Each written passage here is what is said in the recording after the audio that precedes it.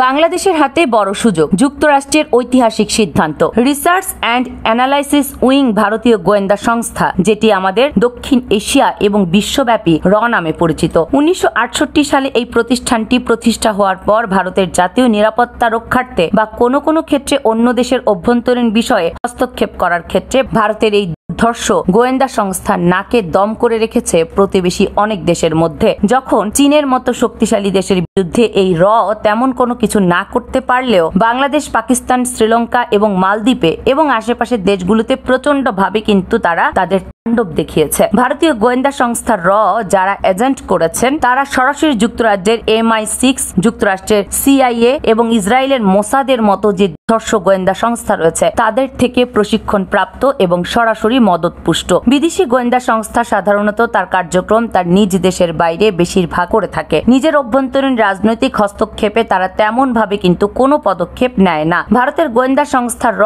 শুধু বাইরের প্রতিবেশী দেশের নাকে দম করে রেখেছে, বিষয়টা এরকম নয়। ভারতের অভ্যন্তরে যে সকল সংখ্যালঘু রয়েছে, বিশেষ করে মুসলিম সম্প্রদায়ের লোক, তাদের উপরও কিন্তু ব্যাপক ভিত্তিতে নিপীড়নের অভিযোগে দায়ের হলো এই গোয়েন্দা সংস্থা র। মাত্র কিছুদিন পূর্বে পাকিস্তানের ভেতরে বেলুচিস্তানের ভেতর যে শক্তিশালী ট্রেন হামলা হয়েছে বিচ্ছিন্নতাবাদীরা করেছে এমনটা বলা হচ্ছে, তবে পাকিস্তান সরকার সরাসরি সেই কার্যক্রমে ভারতের রয়ের সম্পৃক্ততা রয়েছে এমন অভিযোগই করেছে। পরিকল্পিতভাবে বিভিন্ন দেশের ভেতর বিচ্ছিন্নতাবাদী তৈরি করা, অস্ত্র দেয়া, প্রশিক্ষণ দেয়া, সেই দেশের স্ট্যাবিলিটি নষ্ট করা, এই সকল কার্যক্রমেরই র করে থাকে। তাদের বিরুদ্ধে কিন্তু ব্যাপক ভিত্তিতে প্রমাণও রয়েছে। বাংলাদেশের বর্তমান যে সার্বিক পরিস্থিতি রয়েছে, আনস্ট্যাবিলিটি রয়েছে, এই সুযোগে র এর কার্যক্রম বাংলাদেশে কিন্তু ব্যাপক ভিত্তিতে বৃদ্ধি পেয়েছে। অভিযোগ রয়েছে যে আমাদের একেবারে সরকারি ব্যবস্থায়, এমনকি অন্তর্বর্তী সরকারের ভেতরে নাকি র এর এজেন্ট রয়েছে। সুতরাং বুঝতেই পারছেন তাদের সক্ষমতা এবং ক্যাপাবিলিটি আসলে কোন জায়গায়। এই সার্বিক বিষয়ে যখন ভারতের জন্য আগ্রাসী মনোভাব দেখার জন্য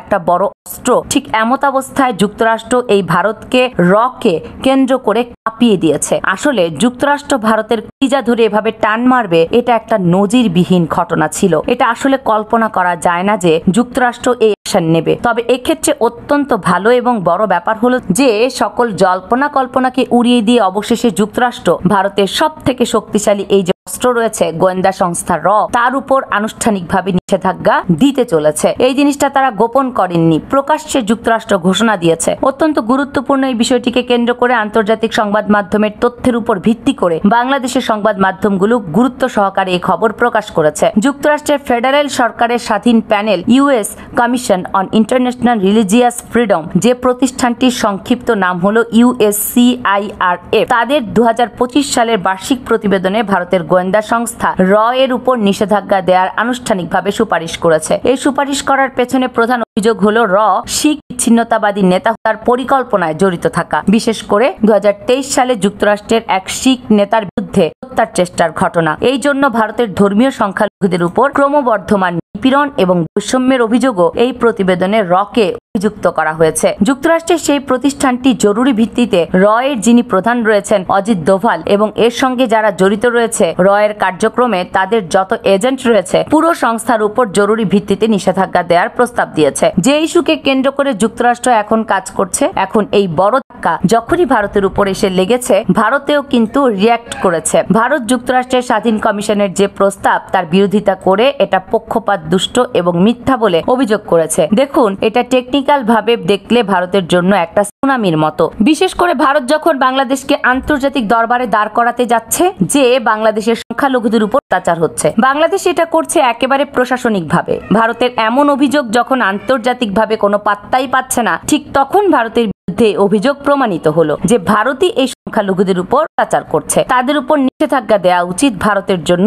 এটা একটা বড় ধাক্কা। দেখুন, রিসেন্টলি জাতিসংঘের যে স্থায়ী নিরাপত্তা পরিষদের সদস্য পদ রয়েছে সেটা পাওয়ার জন্য ভারত ব্যাপক ভিত্তিতে চেষ্টা করছে। বিষয়টিকে কেন্দ্র করে ইউরোপীয় ইউনিয়ন এবং পৃথিবীর বিভিন্ন দেশে ভারত তার লবিংয়ে বলেছে তারা বর্তমান পৃথিবীর বৃহত্তম গণতান্ত্রিক দেশ, যে দেশের ভেতর সকল নাগরিকের যে সুযোগ সুবিধা এবং অধিকার রয়েছে তা নিশ্চিত করছে। সুতরাং এমন একটি বৃহত্তম কাজ যে দেশ করছে, সেই দেশ জাতিসংঘের নিরাপত্তা পরিষদের এখনো সদস্য সদস্যপদ পায়নি, এটা হতে পারে না। সুতরাং ভারতের এই ক্লিন ইমেজের উপর ভিত্তি করে ভারতকে জাতিসংঘের নিরাপত্তা পরিষদের স্থায়ী পদ রয়েছে সেটা দিতে হবে। সেখানেও কিন্তু এই নতুন অভিযোগ প্রমাণিত হওয়ায় এবং গোয়েন্দা সংস্থার উপর নিষেধাজ্ঞা একটা বড় ধরনের ধাক্কা। দেখুন, চীনকে কাউন্টার করে চীনের সেই সব ইস্যুকে কেন্দ্র করে কিন্তু ভারত চীনকে নানান ধরনের কথা বলে। পাল্টা জায়গা থেকে এখন ভারতও কিন্তু নিজেও যে রেড জোন রয়েছে সেখানে চলে গেল। সার্বিক দিক বিবেচনা করলে ভারতের জন্য যুক্তরাষ্ট্রের কূটনৈতিকভাবে বড় ধরনের দিয়েছে যে ইস্যুটা ভারতের এই ইউরোপীয় ইউনিয়ন দেশ থেকে বিভিন্ন ধরনের যে অস্ত্র ক্রয়ের বিষয়টা রয়েছে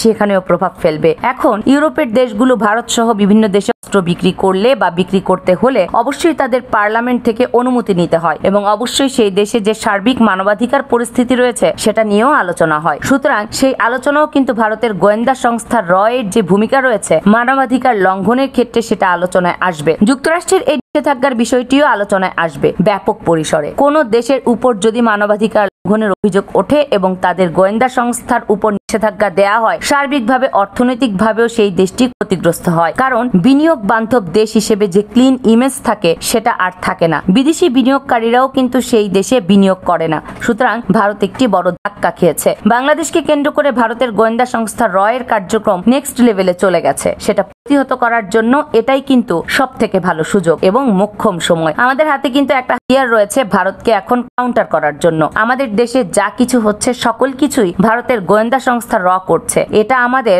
আলাদা করে প্রমাণপত্র দিয়ে এখন কিন্তু আর প্রমাণ করতে হবে না। আন্তর্জাতিক দরবারে আমরা যদি শুধু অভিযোগ দেই যে ভারতের গোয়েন্দা সংস্থা পরিকল্পিতভাবে নিজের দেশের ভেতর ঠিক যেভাবে মানবাধিকার লঙ্ঘন করে অন্য দেশের ভেতরেও করছে। আমাদের দেশে কথিতভাবে যত মানবাধিকার লঙ্ঘনের প্রশ্ন উঠেছে সকল কিছুই র করেছে তাদের কাজ। আমাদের দেশের আইন শৃঙ্খলা বাহিনী এবং মানুষ করছে না, এই জিনিসটা কিন্তু আমরা প্রমাণ করতে পারবো। এখন অভিযোগ দিলে বা কূটনীতিকভাবে দ্রুত অ্যাকশন নিলে তবে পরবর্তী সময়ে পারবো না। এখন অভিযোগ দিলে কূটনৈতিকভাবে তার দ্রুত অ্যাকশন নিবে, তবে পরবর্তী সময়ে পারবে না। যদি আমরা ভেবে থাকি যে যুক্তরাষ্ট্র ভারতের উপরে নিষেধাজ্ঞা দিনের পর দিন মাসের পর মাস অব্যাহত রাখবে তাহলে আমাদের ভুল ধারণা। যুক্তরাষ্ট্র তার হাতিয়ার ভারতকে শাস্তা করার জন্য বা দর কষাকষির জন্য ব্যবহার করতে যাচ্ছে। প্রায় 114টি F-35 যুদ্ধ বিমান ভারতের কাছে বিক্রি করতে চায় যুক্তরাষ্ট্র, আরো অস্ত্র বিক্রি করতে চায়। তবে ভারত এর পরিবর্তে রাশিয়ার দিকে ঝুঁকে গেছে, Su-57 ক্রয় করছে। এই সকল কিছু কেন্দ্র করে যুক্তরাষ্ট্র অত্যন্ত ডিস্টার্ব, যার জন্য কিন্তু ভারতকে শাস্তা করা দরকার। আর রয়ের উপর নিষেধাজ্ঞা এবং এই অভিযোগের বিষয়টা সেই টোপ হিসেবে যুক্তরাষ্ট্র ব্যবহার করছে যে এই সময়টা কিন্তু বেশিক্ষণ থাকবে না, মানে খুব একটা বেশি সময়ে ভারতের উপরে চাপ থাকবে না। যদি ভারত যুক্তরাষ্ট্রের সঙ্গে আপোষ করে ফেলে, যুক্তরাষ্ট্রের সঙ্গে অবশ্যই ভারত আপোষ করবে এবং সেটা আগামী 15 থেকে 20 দিনের ভেতরেই হয়ে যাবে। এই সময়ের মধ্যে বাংলাদেশকে যা করার করতে হবে। ইউরোপীয় ইউনিয়ন এবং পশ্চিমা বিশ্বে আমাদের যে স্টেক হোল্ডার রয়েছে তাদের কূটনীতিকদের মানে রাষ্ট্রদূতদের ডেকে একটি বৈঠক করে এই জিনিসগুলো আমাদের পক্ষ থেকে এখনই পরিষ্কার করা দরকার যে আনুষ্ঠানিকভাবে যে অভিযোগের র কিন্তু প্রমাণিত অভিযুক্ত তার বিরুদ্ধে নিষেধাজ্ঞা দিতে চলেছে, তার সাফারিং আমরাও করছি। এই কৌশলে কিন্তু আমরা ভারতকে বড় ধরনের শাস্তি করতে পারি। এখন দেখার বিষয় বাংলাদেশের অন্তর্বর্তী সরকার এই সুবর্ণ সুযোগ আসলে ব্যবহার করে কিনা। ব্যবহার করা যে জরুরি সেই জিনিসটা অনুধাবন করতে পারি কিনা সেটাও অত্যন্ত গুরুত্বপূর্ণ। এই বিষয়টিকে কেন্দ্র করে আপনি ব্যক্তিগতভাবে কি মত দিতে চান তা কমেন্টস করে জানাবেন। কামরুন নাহার রাখি, KNR মিডিয়া।